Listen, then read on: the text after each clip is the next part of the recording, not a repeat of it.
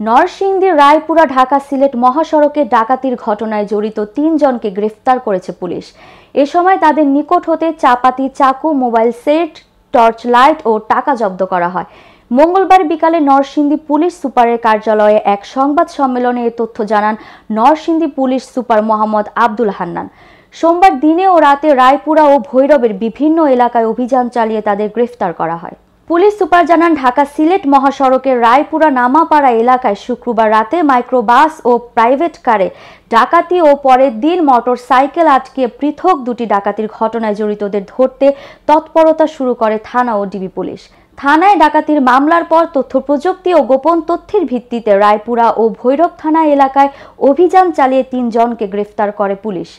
গ্রেফতারকৃতদের নিকট হতে দুটি চাপাতি, দুটি মোবাইল সেট, দুটি টর্চ লাইট, একটি চাকু ও নগদ ৮,০০০ টাকা জব্দ করা হয়েছে। তিনি আরও জানান, গ্রেফতারকৃতদের মধ্যে মোর্শেদ মিয়া ডাকাতির ঘটনায় জড়িত থাকার কথা স্বীকার করে আদালতে জবানবন্দি দিয়েছেন।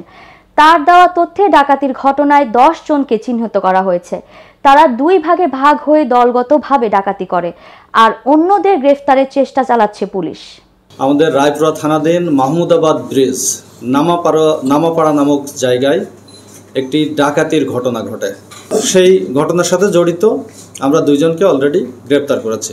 যে ৩ জন গ্রেপ্তার হয়েছে এ পর্যন্ত, তার মধ্যে উভয় ঘটনার সাথে জড়িত ২ জন, আর ২১ তারিখের রাতের যে ঘটনা সেই ঘটনায় ৩ জন জড়িত।